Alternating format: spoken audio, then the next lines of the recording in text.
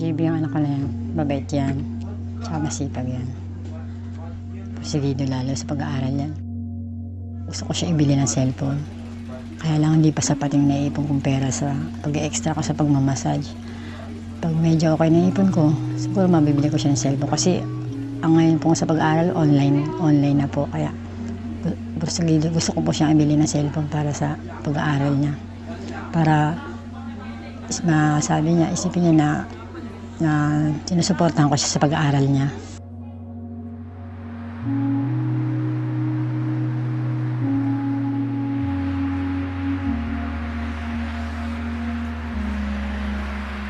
Ako si Dolores Pere. Tinatawag nila akong baby kasi bunso ako sa aming magkakapatid. Sa pamilya ko naman, apat ang anak ko. Ang panganay ko is 23 years old. Yung sinundan is 15 years old. Sumunod, 13. At yung bunso ko, si JB, 8 years old. At meron din akong apo, 1 taon na siya. Ako po si JB Ekbong Calyas. Nickname po si JB. Ilang taon ka na? 8 years old po. Anong grade mo na? Grade 1.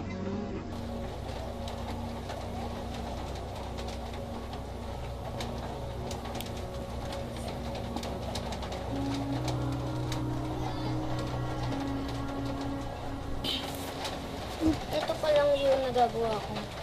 Kasi hindi pa tapos. Meron pang iba. Gusto niyo pakita? Sige. Ito po yung tatay niya, si Naruto.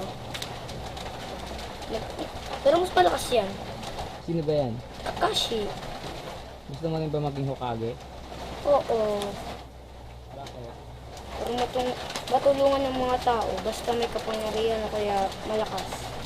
Katulad Wow. nila, mga ganyan. Katulad nila. Yan. Ito na yung stock namin sa galing sa Relic Wood, Toyo. Yung mga dilata namin, na rin, bus na.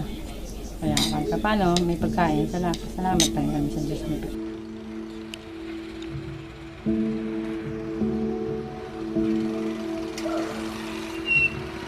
Dahil sa kagustuhan ko mabili ko ng cellphone si JB, yung mga naipon ko sa pagmamasahe, tsaka kung kani-kanina ko ng utang, kapitbahay, kaibigan, kamag-anak.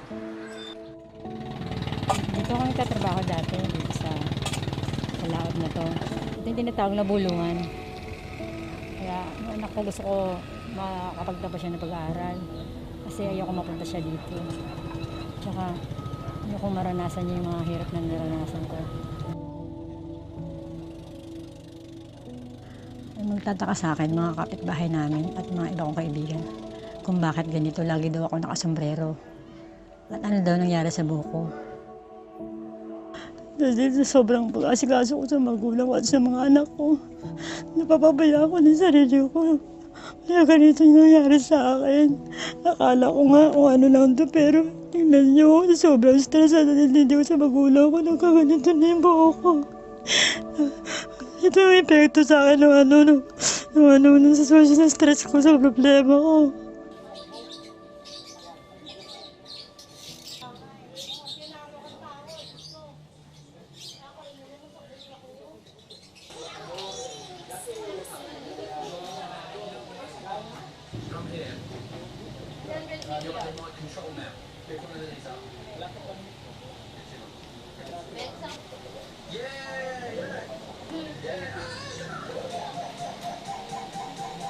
Gusto ko kasi makatapos ng pag-aaral para makatulong kay mama.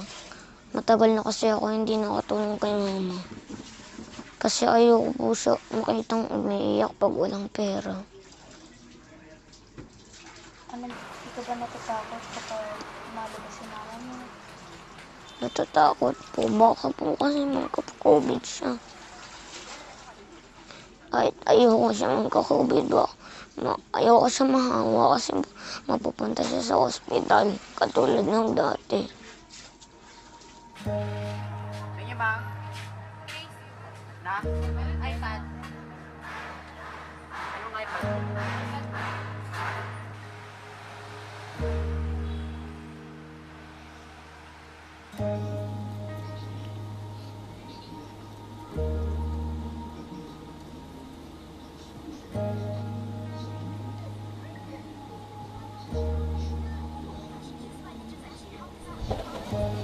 Ano feeling na may cellphone ka na?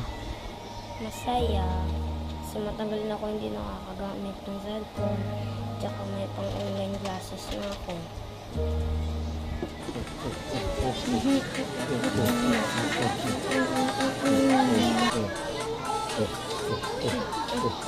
Galing.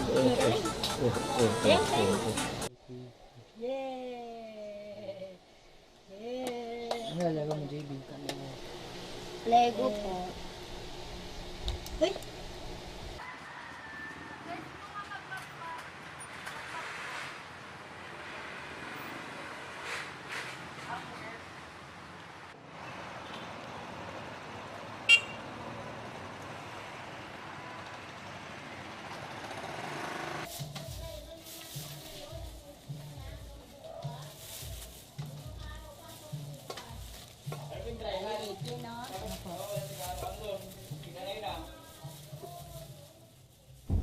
The default mode of our modalities, the learning delivery modalities in the SDO Parañaque is through a modular approach, modular learning. We use modules to deliver learning in our student. And the alternative is the online. So we have what we call the printed modules and we have the digitized modules. Okay na, nakausap ko na yung teacher. Akala ko hindi na makakapag-aral yung anak ko eh. Buti na lang may module. Akala ko kasi online eh.